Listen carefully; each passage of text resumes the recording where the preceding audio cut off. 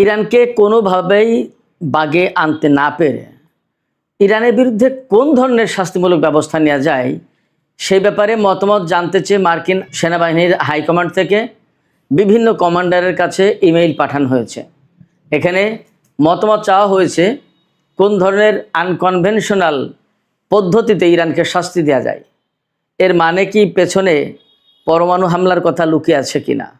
এদিকে ইরানের দক্ষিণাঞ্চল দিয়ে যাতে মার্কিন বাহিনী বা ইসরায়েলি বাহিনী ইরানে কোনো রকমের স্থল অভিযান চালাতে না পারে সে ব্যাপারে ইরানের আইআরজিসি স্থল মহড়া চালিয়েছে এবং এই মহড়ায় নতুন আসা অস্ত্র ব্যবহার করা হয়েছে। এই নতুন আসা অস্ত্র মানে কি সেটার একটা ব্যাখ্যা প্রয়োজন। এদিকে আরও খবর পাওয়া যাচ্ছে যে ইরানের কাছ থেকে চীন ড্রোনের প্রযুক্তি নিয়েছে, ব্যাপকভাবে সেই ড্রোন উৎপাদন করবে। বিনিময়ে ইরানকে চীন যুদ্ধ বিমান এবং বিভিন্ন ধরনের অস্ত্র সামগ্রী দিচ্ছে। তার মানে কি? চীন বলছে তারা ইরানকে অস্ত্র দিচ্ছে না, আমেরিকা অভিযোগ করছে। বাস্তবতা কি?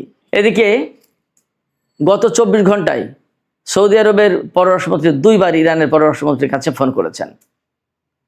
তার মানে সৌদি আরব এখন বিশেষ একটা ভূমিকায় আছে, এটা মোটামুটি ধরে নেওয়া যায়। এদিকে ইরাকের কুর্দিস্তান অঞ্চলে ইরানের সামরিক বাহিনী স্থল অভিযান চালিয়েছে। সেখানে বিচ্ছিন্নতাবাদী কুর্দি বেশ কয়েকজন নেতাকে হত্যা করা হয়েছে এবং অনেককে আটক করা হয়েছে। সুপ্রিয় দর্শক, এছাড়া আরেকটি খবর আছে। আমেরিকার ওয়াশিংটন স্টেটে অঙ্গরাজ্যে ভয়াবহ দাবানলের সৃষ্টি হয়েছে। সেই দাবানলে 600-র বেশি ঘরবাড়ি পুড়ে গেছে। মনে হচ্ছে যেন কয়েকশো ক্ষেপণাস্ত্র নিক্ষেপ করা হয়েছে ওই অঞ্চলে। সুপ্রিয় দর্শক, এই বিষয়গুলো নিয়ে এখনকার আলোচনা। আশা করি ভালো লাগবে এবং আপনারা শেষ পর্যন্ত সঙ্গে থাকবেন। আর ভিডিও যদি ভালো লাগে তাহলে লাইক, কমেন্ট, শেয়ার করবেন এবং চ্যানেলটি সাবস্ক্রাইব করে সাথেই থাকবেন। দর্শক, চলুন আমরা বিস্তারিত আলোচনা করি। দর্শক, প্রথমে বলছিলাম ইরানকে বাগে আনতে পারছেন না আমেরিকা। আপনারা তো সবাই দেখছেন আজকে 5 মাসের বেশি হয়ে গেছে ইরানের বিরুদ্ধে যুদ্ধ করছে ইসরায়েল এবং আমেরিকা। যেখানে একা ইসরায়েলের বিরুদ্ধেই যুদ্ধ করার সাহস অনেকে দেখায় না, আর আমেরিকার দিকে তো স্যালুট মেরে চলে, সবাই সালাম দিয়ে চলে। যুদ্ধ করা তো পরে কথা, এ চিন্তাও করে না। সেই জায়গায় ইরান, আমেরিকা এবং ইসরায়েল যৌথ বাহিনীর বিরুদ্ধে লড়াই করছে আজ 5 মাসের বেশি সময়। বাস্তবতা হচ্ছে আজ পর্যন্ত আমেরিকা বা ইসরায়েল ইরানকে এমন কোনো পজিশনে নিয়ে যেতে পারেনি যেখান থেকে ইরানের পরাজয় স্পষ্ট হয়ে ওঠে, অথবা তারা সারেন্ডার করে, অথবা তাদের দাবি মেনে নিয়ে চুক্তি করতে বাধ্য হয়। এগুলো তো ঘটেইনি, বরং এমনও তারা করতে পারছে না যে চুক্তির জন্য তারা অনেক চাপাচাপি করছে, অনেক দেশের লোকজনকে ডিপ্লোম্যাটিক প্রসেসে যুক্ত করেছে। বাট ইরান বলছে no no no discussion with USA. কোনো আলোচনা আমেরিকার সাথে হবে না এবং কোনো চুক্তি হবে না। কারণ চুক্তি তারা করবে ফর দ্য টাইম বিং, তারা বিশ্বের সুবিধা নেবে, আবার চুক্তি ভাঙবে। এই চুক্তি ভাঙার সুযোগ আর আমরা তাদেরকে দেব না। এখন চুক্তি করার সুযোগ না, চুক্তি ভাঙার সুযোগ দিতে চায় না আমেরিকাকে ইরান। এটা ইরানের অবস্থান এবং সেইখানে খুব ক্যাটাগরিক্যালি পরিষ্কার করে বলা হয়েছে ইরানের পররাষ্ট্র মন্ত্রণালয় থেকে যে হরমুজ প্রণালী নিয়েও ওমানের সাথে যে আলোচনা চলছে, এই আলোচনাটা বেসিক্যালি ওমান এবং ইরানের মধ্যকার আলোচনা। এই আলোচনায় আমেরিকার কোনো স্থান নেই, আমেরিকার কোনো পরশ নেই, কোনো অংশ নেই তার।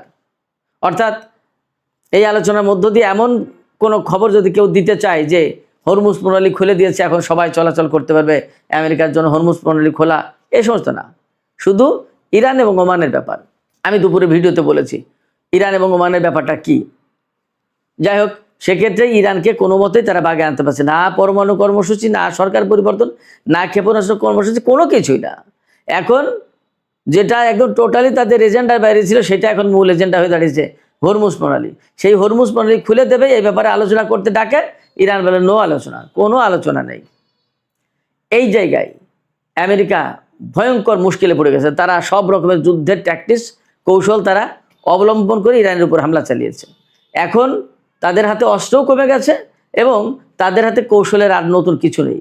এই পরিস্থিতিতে আমেরিকার সামরিক বাহিনীর হাইকমান্ড থেকে বলা হয়েছে নিচের কমান্ডারদেরকে, বিভিন্ন সেনা কর্মকর্তাদের কাছে ইমেইল পাঠানো হয়েছে যে ইরানের বিরুদ্ধে কোন কৌশলে যুদ্ধ করলে তাকে শাস্তিটা দেওয়া যায়, তাকে বাধ্য করা যায় চুক্তি করতে। কি করা যায় বলুন, সবাই মতামত দিন। মানে ওপেন, মানে অনেকটা সামরিক বাহিনীর ভেতরে ওপেনলি মতামত নেওয়া হচ্ছে। এই বিষয়ে একদম মার্কিন CNN খবর দেওয়া হয়েছে। এটা আমি বানিয়ে বলছি না, মার্কিন টেলিভিশন চ্যানেল CNN তার যে ওয়েবসাইট, সেই ওয়েবসাইটে খবরটা আমি দেখলাম। সেখানে বলা হচ্ছে কোনো সেনা কর্মকর্তা বলেছেন, মন্তব্য করেছেন যে এই ধরনের মতামত নেওয়ার ঘটনা একটা নজিরবিহীন ঘটনা, এর আগে কখনো এরকম হয়নি। তার মানে আমেরিকা যেখানে যায় সেখানে তো বোমা মেরে উড়িয়ে দিয়ে সব সাফ করে দেয়, ব্যাস দখল, ক্লিয়ার। ইরানের মতো এরকম গ্যাড়াকলে তো পড়েনি কোনো জায়গায়, যার কারণে এই ধরনের মতামত নেওয়ার আর প্রয়োজন হয়নি তখন। এখন ডোনাল্ড ট্রাম্প, পেন্টাগন, যুদ্ধমন্ত্রী পিট হেগসেথ সবাই কিন্তু তাদের কৌশল মতো, মার্কিন সেনা কমান্ডাররা তাদের সবাই তাদের কৌশল মতো ইরানের বিরুদ্ধে যুদ্ধ করেছে, কিন্তু লাভ কিছু হয়নি। এ পর্যন্ত তারা ইরানকে এমন পর্যায়ে নিতে পারেনি যেখান থেকে ইরান বলতে বাধ্য হয় যে ঠিক আছে, আসুন আমরা আলোচনা করি এবং আমরা একটা চুক্তি করি। ভয়াবহ বিপদে পড়েছে আমেরিকা। তারা বিপদে পড়েছে, তারা হামলা চালাতে গিয়ে হামলা থামিয়েছে, কিন্তু এর মানে এই নয় যে আমেরিকা ইরানের বিরুদ্ধে আর হামলা চালাবে না। তারা একদম ভালো হয়ে গেছে বা সমস্ত সব কিছু মিটমাট করে চলে যাচ্ছে, নট দ্যাট।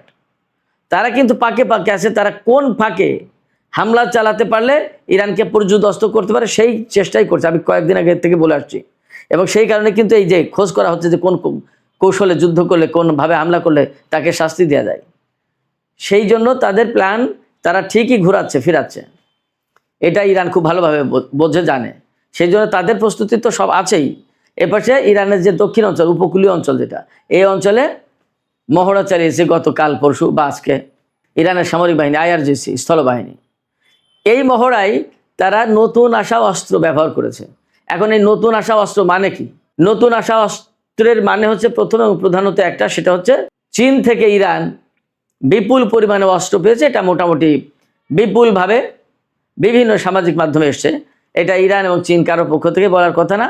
আমেরিকা অভিযোগ করেছে, চীন নর্মালি অস্বীকার করেছে। বাট যে অস্ত্র এসেছে তার ভিতরে কাঁধে রেখে ফায়ার করা মিসাইল সিস্টেম আছে, এরপরে আরও বিভিন্ন ধরনের অস্ত্র আছে।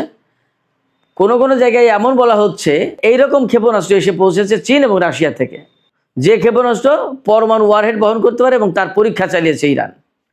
জানি না সত্য মিথ্যা, নানান খবর বের হয়, যুদ্ধের সময় কত কিছু হয়। এবং সেই ক্ষেপণাস্ত্র ইউরোপের কেন্দ্রস্থল ব্রিটেন এবং আমেরিকা টাচ করতে পারে। সত্য মিথ্যা জানি না, এরকম খবর বলা হচ্ছে। তবে ইরান যে চীন থেকে সাম্প্রতিক সময়ে বিপুল অস্ত্র পেয়েছে কথা সত্য, এবং সেই অস্ত্রগুলোই IRGC অনেক কিছু ব্যবহার করেছে, মানে সেইগুলো নিয়ে মহড়া দিয়েছে উপকূলীয় অঞ্চলে। তাতে বোঝা যায় যে ইরানও বসে নেই। আমেরিকা যে অ্যাঙ্গেলে, যে কৌশলে যুদ্ধ করতে চাবে ইরানের বিরুদ্ধে, সেই কৌশলে, সেই অ্যাঙ্গেলে ইরান জবাব দেওয়ার প্রস্তুতি নিয়েছে বা নিচ্ছে। আমি সবসময় এই কথাটাই বলে আসছি। আমি একটা এপিসোড করেছিলাম, নিশ্চয় আপনাদের মনে থাকার কথা, যে আমেরিকা যদি ডালে ডালে থাকে তাহলে ইরান থাকে পাতায় পাতায়। অর্থাৎ আমেরিকা কোন কৌশল দিচ্ছে তার এক ধাপ আগে গিয়ে, দুই ধাপ আগে গিয়ে সেই কৌশলটা মোকাবেলা বা ব্যর্থ করার জন্য যা করা দরকার সেটা করে ফেলে ইরান। এটা ইরান, তা না হলে ইরান টিকে থাকতে পারতো না। This is reality. এই বাস্তবতা অস্বীকার করার কোনো মানেই নেই। আমি যা দেখেছি, অন্তত আমার বিশ্লেষণে তাই আসে। অনেকেই বলছেন আমেরিকা ইরানে স্থল অভিযান চালানোর মতো এত বড় ভুল করবে না, এটা এত বড় ঝুঁকি নেবে না, একথা বলছে। কিন্তু বাস্তবতা হচ্ছে কি, এটা আমরা সাধারণ লোকজন এইভাবে ভাবি। ডোনাল্ড ট্রাম্প তো এইভাবে ভাবে না। ডোনাল্ড ট্রাম্পের বক্তব্য কি, অ্যাট এনি কস্ট আমার একটা বিজয় চাই। গতকালকে কিন্তু আমি বলেছিলাম গতকালকের ভিডিওতে যে আমি শুধু একটা বিজয় চাই, ইরানে তাকে জিততেই হবে অ্যাট এনি কস্ট। তাতে তিনি হয়তো প্রচণ্ডভাবে কড়া অর্ডার দেবেন যে নো, মার্চ অন, ইরানকে শেষ করো যেভাবে হোক। যদি বলে যে স্থল অভিযান চালাও, কমান্ডারদের তো আর কিছু করে না, তাই হয়তো তাই করতে হবে। সেখানে কি পরিমাণে মার্কিন সেনা মারা যাবে কি যাবে না সেটা পরে ব্যাপার। ডোনাল্ড ট্রাম্পের এতে কিছু আসে না, তার একটা বিজয় প্রয়োজন। এই বিজয় প্রয়োজন, এই জন্যই ইরানকে শিক্ষা দেওয়া হবে কোন পদ্ধতিতে করা যায়, আনকনভেনশনাল সিস্টেম কি, অর্থাৎ অপ্রচলিত পথে ইরানকে শিক্ষা দিতে হবে। অপ্রচলিত পথ, সহজ পথ যেটা, সেটা হচ্ছে পরমাণু হামলা। এর বাইরে আর কি আছে আমি জানি না, দেখা যাক কি হয়। তবে আমেরিকা ইরানের ব্যাপার থেকে হাত গুটিয়ে নিয়েছে, একথা বলার কোনো মানে নেই, কোনো সুযোগ নেই। তারা ইরানের উপর হামলা চালানোর জন্যই নানা রকমের ফন্দি ফিকির করছে। এদিকে আমি আরেকটা খবর বলেছিলাম, ইরাকের কুর্দিস্তান অঞ্চল, ইরান থেকে পশ্চিমে গেলে উত্তর পশ্চিম ইরাকের যে কুর্দিস্তান অঞ্চল, ওই এলাকায় এরবিল এবং সুলাইমানের নামে দুটো এলাকা আছে, সেখানে ম্যাক্সিমাম কুর্দি বসতি। সেই কুর্দিস্তান অঞ্চলে গিয়ে ইরানের বিচ্ছিন্নতাবাদী কুর্দিরা থাকে এবং সেখান থেকে ইরানের বিরুদ্ধে নানা রকম ষড়যন্ত্র করে, বিভিন্ন রকমের অভিযান চালায়, নাশকতা চালায়, নানা কিছু। এরা বেসিক্যালি বিচ্ছিন্নতাবাদী। এই কুর্দিদের বিরুদ্ধে ইরান একেবারে স্থল অভিযান চালিয়েছে ইরাকের ভেতরে, ইরানের সামরিক বাহিনী। তার মানে ইরাক সরকারের একটা সমর্থন ছিল, এটা মোটামুটিভাবে বুঝতে হবে। তারপরে এই অভিযান চালিয়ে সেখানে 8 জন অন্তত কুর্দি কমান্ডার, বিচ্ছিন্নতাবাদী কমান্ডার 8 জন কমান্ডার মারা গেছে এবং অনেককে অ্যারেস্ট করেছে, আর অনেক ক্ষয়ক্ষতি হয়েছে। তবে খবরে দাবি করা হয়েছে যে ইরানের একজন সেনা সদস্যও হতাহত হয়নি, একদম খুব সুষ্ঠুভাবে সুন্দরভাবে অভিযান পরিচালনা করতে পেরেছে। এদিকে ইরান এবং আমেরিকার মধ্যে যখন এরকমের প্রচণ্ড রকমের উত্তেজনা, অচল অবস্থা, হরমুজ প্রণালী বন্ধ প্রায়, গত রাতেও সেখানে একটা জাহাজে ইরান হামলা চালিয়েছে। আমেরিকা নিরাপত্তা দেওয়ার নাম করে ওমানের উপকূল দিয়ে ওই জাহাজ বের করে নিয়ে যাওয়ার চেষ্টা করছিল, ইরান তাতে হামলা চালিয়েছে। ওই জাহাজ সেখানে স্টাক অবস্থা আছে, আটকে আছে। তো অবস্থা যখন এমন, তখন সৌদি আরব দফায় দফায় ইরানের পররাষ্ট্রমন্ত্রীকে ফোন করছেন। ইরানের পররাষ্ট্রমন্ত্রীকে গত 24 ঘন্টায় 2 বার ফোন করেছেন সৌদি পররাষ্ট্রমন্ত্রী। এই যে আলোচনা 2 বার ফোন করলেন, এতে মূলত আলোচনা যা হয়েছে তা হচ্ছে এই যে কিভাবে ইরান কূটনৈতিক উপায়ে একটা সমাধানের দিকে যায়, সেই ব্যাপারে তিনি বারবার সাজেশন দিচ্ছেন, সেই ব্যাপারে তিনি বারবার অনুরোধ করছেন। এই অনুরোধ কখন করছেন তিনি? যখন ইরাকে সৌদি আরব গায়ে পড়ে হামলা চালিয়েছে এবং যেখান থেকে ইরানের 4 জন IRGC সদস্য মারা গেছে। IRGC বা ইরান এটা মনে রাখবে না? সৌদি আরব এখন যতই ভালো সাজার চেষ্টা করুক, ইরান কি বিষয়টা ভুলে যাবে? শুধু তাই না, সৌদি আরব ইয়েমেনের উপর হামলা চালিয়ে ইরানের বিমান যখন ইয়েমেনি নাগরিকদের নিয়ে গেল, কয়েকজন লিডারকে নিয়ে গেল, তখন 2 দফা আসার সময় যাওয়ার সময় 2 দফা ইয়েমেনের উপর হামলা চালালো এবং সেই ঘটনাকে কেন্দ্র করে আজকে ইয়েমেনের সাথে সৌদি আরবের নতুন করে যুদ্ধ পরিস্থিতি তৈরি হয়েছে। এমনকি বাবার বান্দে প্রণালী, লোহিত সাগর বন্ধ করে দেওয়ার ব্যবস্থা হয়েছে। সৌদি আরব যদি এই কাজগুলো না করতো তাহলে হতো না, কি প্রয়োজন ছিল? এখন সৌদি আরব ইরানকে দিয়ে কূটনৈতিক প্রক্রিয়া শুরু করার চেষ্টা করছে। তাদের কূটনৈতিক প্রক্রিয়ার খবরটা কি? এবং এই যে 15 জাতির একটা জোট গঠন করলো ইয়েমেনের বিরুদ্ধে যুদ্ধ করবে বলে, ইরানকে বলে যুদ্ধ করো না, আর নিজে জোট গঠন করে ইয়েমেনের বিরুদ্ধে যুদ্ধ করার জন্য। এটা কেমন দ্বিমুখী নীতি? এই বিষয়গুলো ইরান বোঝে না তা না। এদিকে আজকেই ইরানের IRGC খুব নতুন ডিফেন্স সিস্টেম দিয়ে আমেরিকার একটা MQ-9 রিপার ড্রোন ধ্বংস করেছে। এই নিয়ে খবর বলা হচ্ছে যে মোট ইরান 50টা MQ-9 রিপার ড্রোন ধ্বংস করলো। একটা রিপার ড্রোনের দাম অনেক। যে টোটাল রিপার ড্রোন ধ্বংস করেছে ইরান এই যুদ্ধের এই কয় মাসে এই পর্যন্ত, তাতে $100 কোটি শেষ আমেরিকার শুধু MQ-9 রিপার ড্রোনে। মানে ইরানের আকাশে ঢুকলেই MQ-9 রিপার ধ্বংস হয়ে যাচ্ছে, মুড়ি মুড়কির মতো ধ্বংস করছে। তো এই পরিস্থিতিতে আসলেই আমেরিকা খুব বিব্রতকর অবস্থায়। এই বিব্রতকর অবস্থা থেকে বের হওয়ার জন্য তারা আনকনভেনশনাল ট্যাকটিক্স খুঁজছে। দেখা যাক তারা কোন অপ্রচলিত পদ্ধতি বের করে যা দিয়ে ইরানকে শাস্তি দেবে। তো সুপ্রিয় দর্শক, আলোচনা এখানে শেষ করতে চাই। শেষের আগে আপনাদের কাছে জানতে চাই, আপনারা কি মনে করেন আমেরিকা কোন ধরনের পদ্ধতি বেছে নিতে পারে ইরানের বিরুদ্ধে যুদ্ধ করার জন্য? আপনাদের কোনো মতামত আছে কিনা? মতামত থাকলে জানাবেন কমেন্ট বক্সে। আর ভিডিও ভালো লাগলে লাইক কমেন্ট শেয়ার করবেন। এখনকার আলোচনা এখানে শেষ করতে চাইছি। আপনারা সবাই অনেক অনেক ভালো থাকুন। আল্লাহ হাফেজ।